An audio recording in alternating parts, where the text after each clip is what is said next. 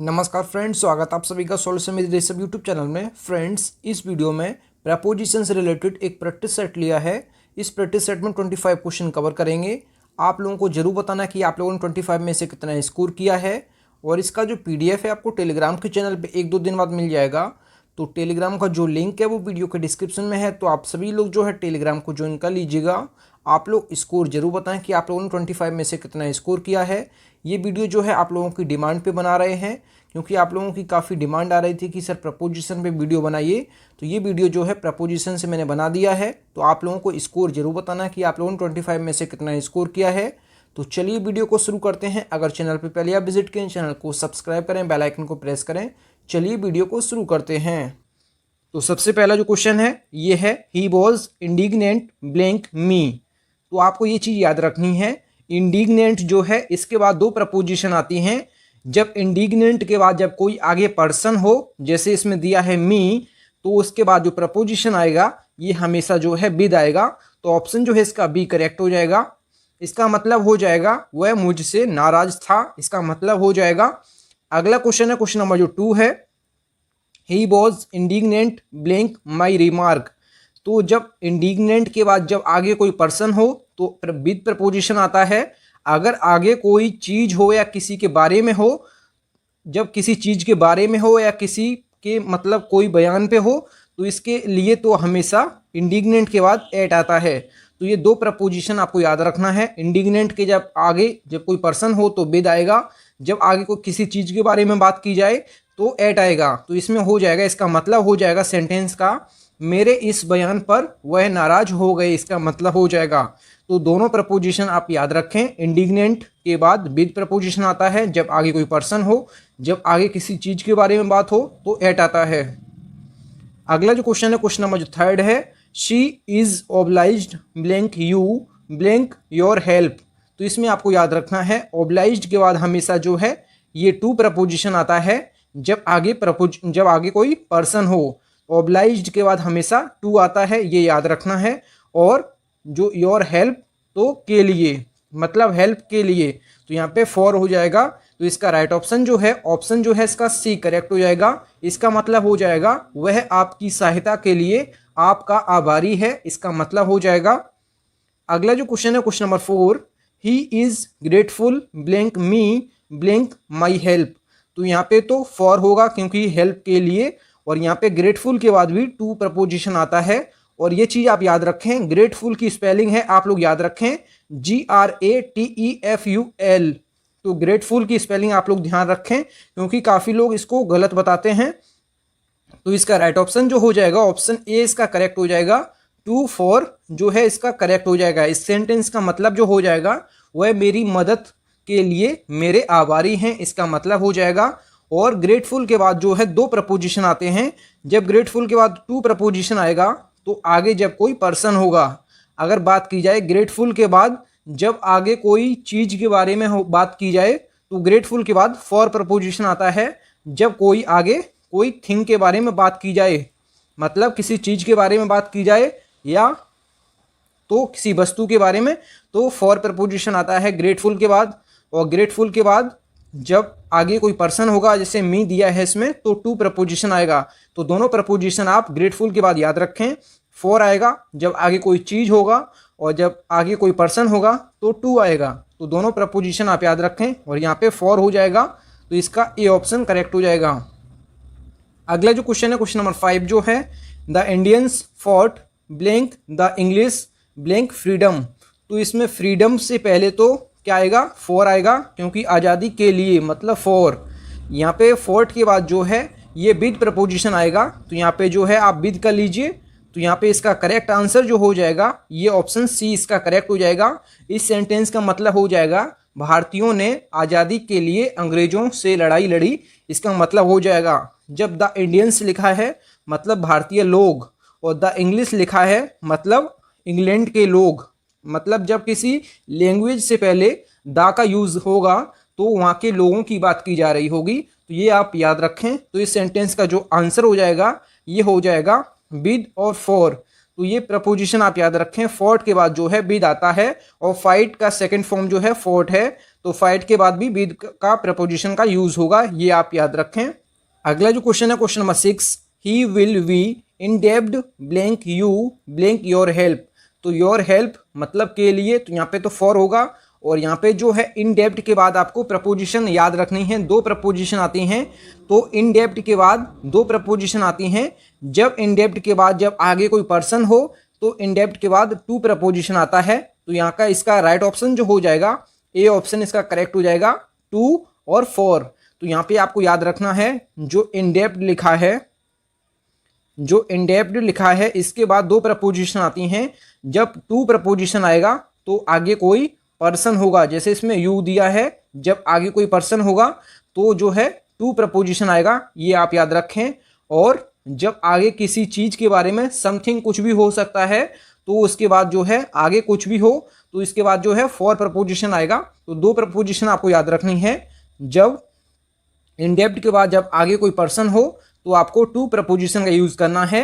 जब आगे कुछ भी हो, जैसे समथिंग कुछ भी हो सकता है, जैसे किसी चीज के बारे में या किसी वस्तु के बारे में, तो ये फॉर का यूज आप करेंगे, ये आप याद रखें। तो इसका जो करेक्ट आंसर जो है ऑप्शन ए करेक्ट हो जाएगा। यहाँ टू हो जाएगा और यहाँ फॉर हो जाएगा। इसका मतलब हो जाएगा आपकी सहायता के लिए वह आपका आभारी रहेगा, इसका मतलब हो जाएगा। अगला जो क्वेश्चन है question number 7, I have a lot of experience blank teaching. तो एक्सपीरियंस के बाद जो है प्रपोजिशन जो है इन प्रपोजिशन का यूज होगा, तो ये आप याद रखें। तो इसका जो है बी ऑप्शन करेक्ट हो जाएगा। एक्सपीरियंस के बाद इन प्रपोजिशन का यूज होगा। मुझे पढ़ाने का काफ़ी अनुभव है, इसका मतलब हो जाएगा। अगला जो क्वेश्चन है क्वेश्चन नंबर जो 8 है, आई डिफर ब्लैंक यू। तो यहाँ पे डिफर के बाद दो प्रपोजिशन का यूज होता है, तो दोनों प्रपोजिशन में मैं आपको बता देता हूं। तो डिफर के बाद दो प्रपोजिशन का यूज होगा। जब डिफर के बाद आगे कोई पर्सन होगा तो डिफर के बाद जो है विद प्रपोजिशन का यूज होगा। जब आगे कोई पर्सन होगा, जब आगे कोई पर्सन होगा तो हमेशा जो है डिफर के बाद विद प्रपोजिशन का यूज होगा। और जब आगे किसी चीज के बारे में या किसी वस्तु के बारे में या किसी के बारे में, तो डिफर के बाद जो है फ्रॉम का यूज होगा। तो ये आप याद रखें, जब आगे कोई पर्सन होगा तो डिफर के बाद जो है विद प्रपोजिशन आएगा, और जब आगे किसी चीज़ के बारे में या किसी के भी बारे में तो यहाँ पे जो है फ्रॉम होगा, मतलब नॉन लिविंग चीज़। तो ये आप याद रखें। तो यहाँ पे इस सेंटेंस का जो करेक्ट आंसर हो जाएगा, तो डिफर के बाद जो है आगे कोई पर्सन है, जैसे यू दिया है, तो यहाँ पे जो है इसका विद करेक्ट हो जाएगा। तो इस सेंटेंस का मतलब हो जाएगा मैं आपसे सहमत नहीं हूँ।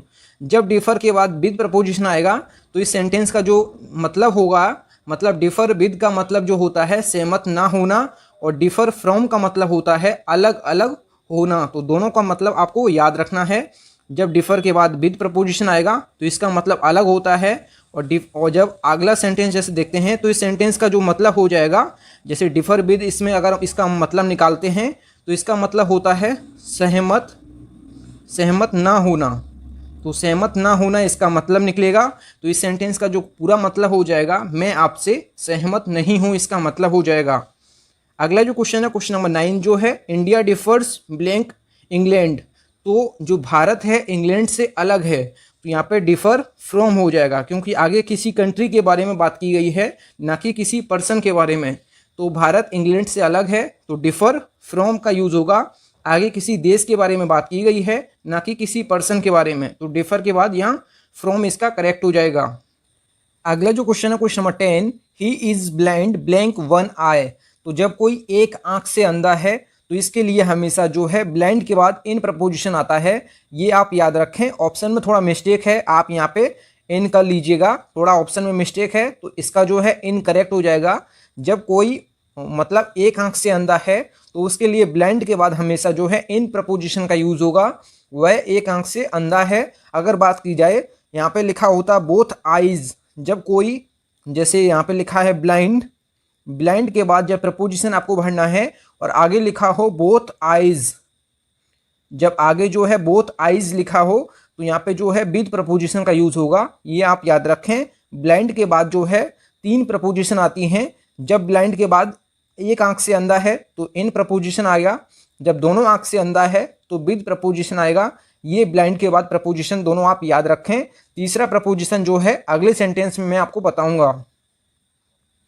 अगला जो क्वेश्चन है, क्वेश्चन नंबर जो 11 है, a father is blind blank the faults of his सन।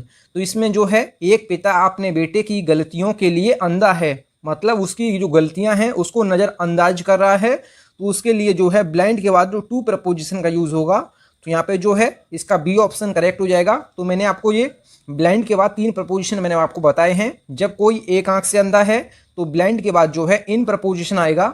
जब कोई दोनों आंख से अंधा है, मतलब बोथ आईज से अंधा है, तो इसमें जो है ब्लाइंड के बाद जो है विद प्रपोजिशन आएगा। जबकि जब कोई पिता अपने बेटे की गलतियों के लिए अंधा है तो यहाँ पे टू प्रपोजिशन आएगा, ये आप याद रखें। अगला जो क्वेश्चन है, question number 12, there was no cause blank anxiety. तो इसमें आपको याद रखना है, इसमें जो है कॉज के बाद जो है जो प्रपोजिशन आएगा ये आएगा फॉर। तो जब फॉर प्रपोजिशन का यूज़ होगा कॉज के बाद, तो इसमें जो है चिंता का कोई कारण नहीं है। तो जब चिंता का कोई कारण नहीं है तो इसमें जो है चिंता का कोई कारण है ही नहीं, तो इसमें जो है खुशी का मतलब एक मतलब इंजॉय की फीलिंग आ रही है। तो यहाँ पे जो है जब आगे एंजाइटी दिया हो और यहाँ पे कॉज हो, तो कॉज के बाद जो है फॉर प्रपोजिशन का यूज़ होगा जब कोई इसमें मतलब सैडनेस ना हो, मतलब यहाँ पे जो है हैप्पी की फीलिंग आ रही हो। इसमें जो है चिंता का कोई कारण नहीं है, इस सेंटेंस का मतलब हो जाएगा चिंता का कोई कारण नहीं था। तो यहाँ पे जो है थोड़ा हैप्पी की फीलिंग आ रही है, तो यहाँ पे जो है कॉज के बाद फॉर का प्रपोजिशन यूज़ होगा। तो ये आप याद रखें। अगला जो क्वेश्चन है, क्वेश्चन नंबर जो 13 है, what was the cause blank his anxiety question mark. तो इसमें आप पूछा गया है उसकी चिंता का कारण क्या था। तो जब उसमें पूछा गया है कि उसकी चिंता का कारण, मतलब जो वो चिंता कर रहा है चिंता, तो उसका कारण क्या था। तो मतलब कोई चिंता कर रहा है तो मतलब सैडनेस की फीलिंग आ रही है, मतलब दुखी है वो। तो यहाँ पे जो है कॉज के बाद ऑफ प्रपोजिशन का यूज़ होगा जब आगे एंजाइटी दिया होगा। तो ये दोनों आपको याद रखना है। जब कॉज के बाद एंजाइटी आगे दिया है तो यहाँ पे जो है फॉर प्रपोजिशन का यूज़ हुआ है, क्योंकि यहाँ पे हैप्पीनेस की फीलिंग आ रही थी, क्योंकि यहाँ पे सेंटेंस का जो मतलब था कि चिंता का कोई कारण नहीं था। और यहाँ पे जो है उसकी चिंता का कारण क्या था, मतलब वो जो चिंता कर रहा है, जो मतलब वो दुखी है जिस चिंता में, उसका कारण पूछ रहा है। तो यहाँ पे कॉज के बाद ऑफ प्रपोजिशन का यूज़ होगा जब दुखी है वो, जब हैप्पी है तो फॉर का यूज़ होगा। ये दोनों प्रपोजिशन आपको याद रखना है। अगला जो क्वेश्चन है, question number 14, he is blessed blank good health and is blessed blank children. तो इसमें आपको याद रखना है, जब आगे लिखा है गुड हेल्थ तो ब्लेस्ड के बाद आपको विद प्रपोजिशन का यूज़ होना है।